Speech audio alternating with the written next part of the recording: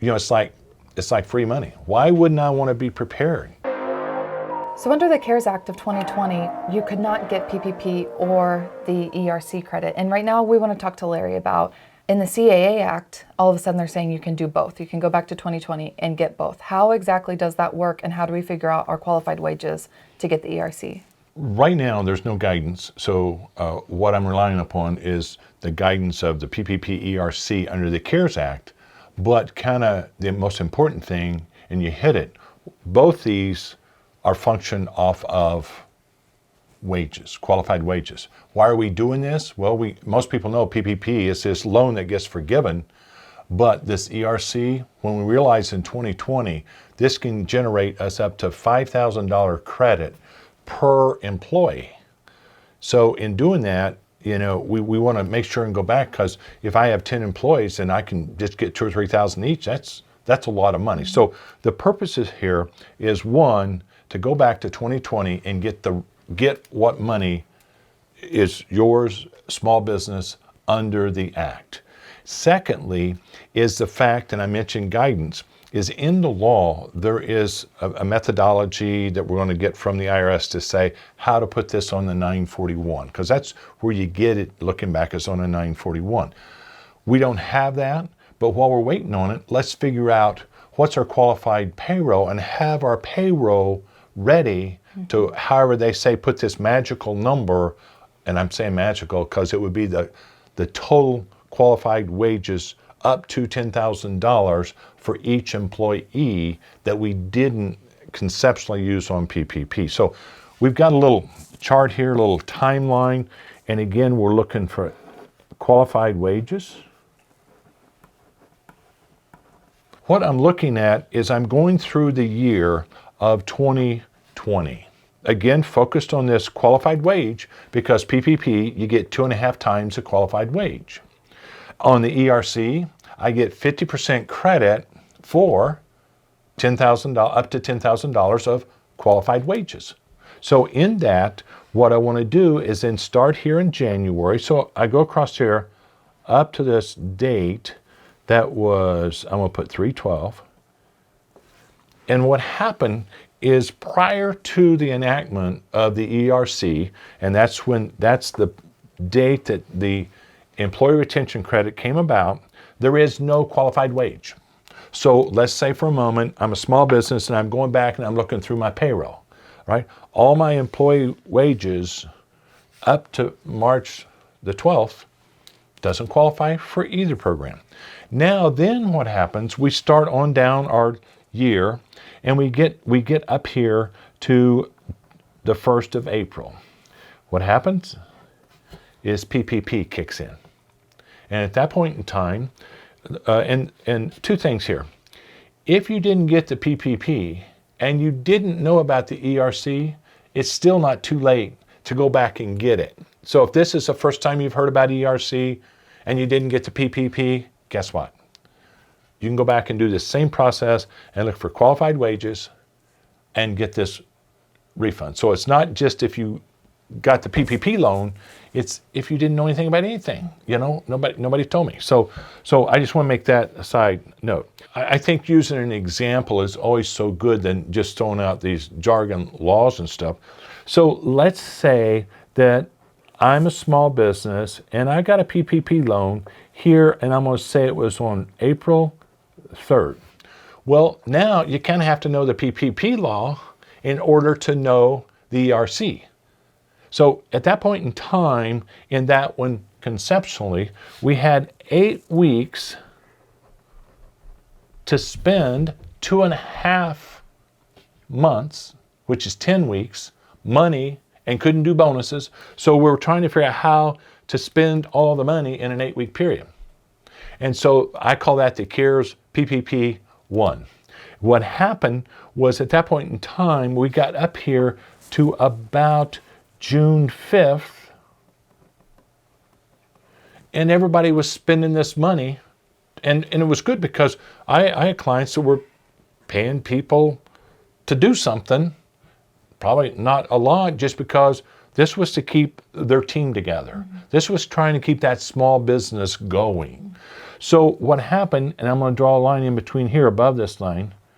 So in this period right here, if I had the PPP under the first, I'm probably not going to have any ERC except for this one period between after March 12th or March 13th through my PPP loan. So that means in this period here, I need to look for qualified wages if I'm a qualified employer. Okay, qualified employer. And again, that's if we're partially, out of business, our receipts fell by 50%, etc.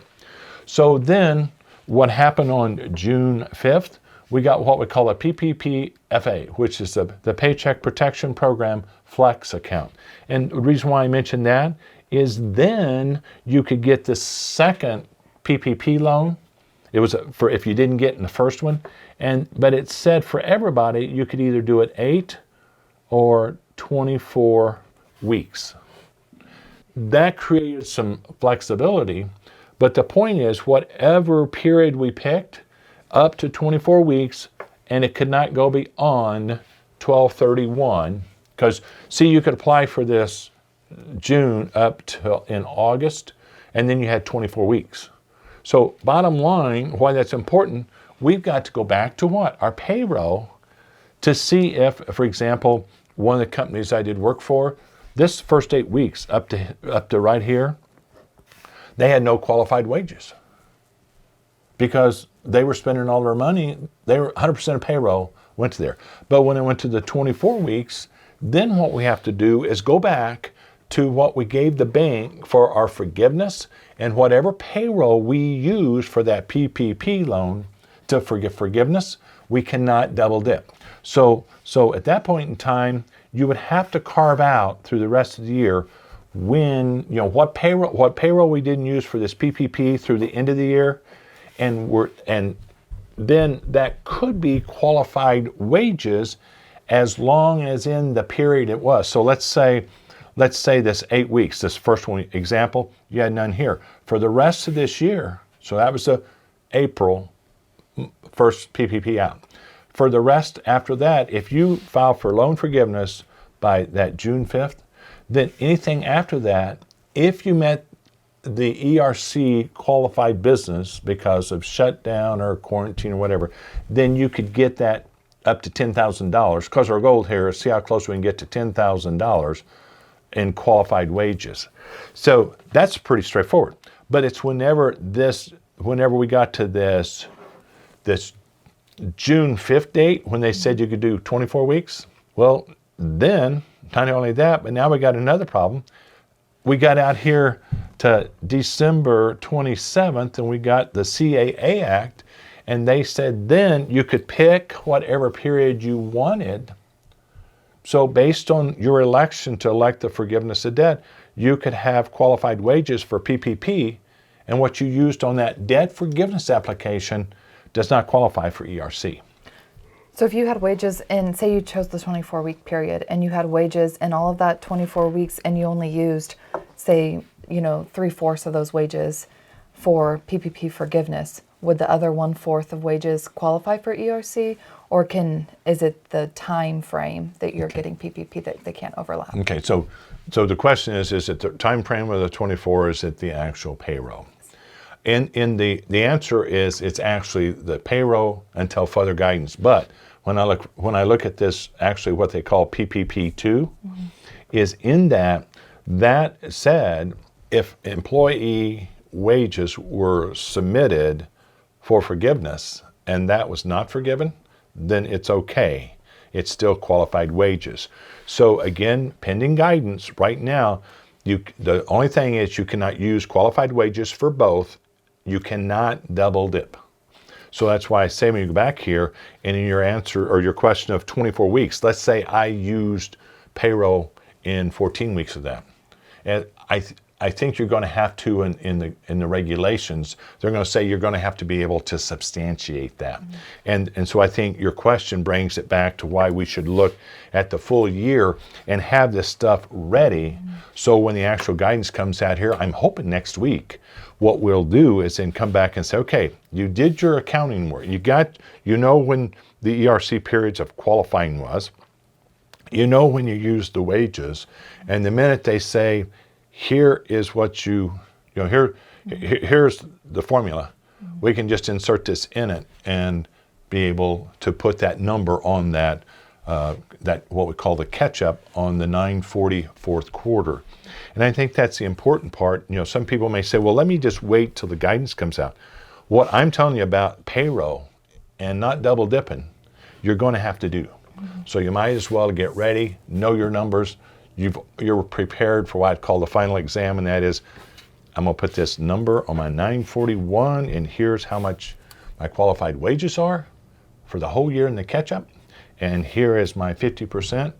And that way, as a small business, I'm getting my money faster. You're mentioning a catch-up. Could you explain what that is or what it might look like? Well, actually, and again, notice how we keep coming back to this CAA in December of 2020. And in there, it talked about, you can go back and file amended 941 quarterly reports. But they said in there that the IRS should allow, or Treasury, should allow what they call to be able to catch that up on the fourth quarter without having to amend all the returns. I mean, think about what the IRS would get. This also, it saves small business time, and it saves the IRS time. And again, I cannot believe in the guidance. They don't have some kind of worksheet to attach or tell you got to have documentation. But again, the big key here is, what's my qualified wages for the whole year? And the driver of this is kind of, again, when did I have the PPP? And again, as we said in the beginning of this, if I didn't have PPP and this first time I heard about this, we can go back and get the ERC. So as we're preparing for the guidance to come out, should we go ahead and move forward with our quarter reports, or should we wait for this catch-up? Well, first thing is you always move forward with your quarterly reports. You're still going to file your quarterly reports. Now let's say they came out with guidance, and typically they come out, it was just like this on the first 8-week period.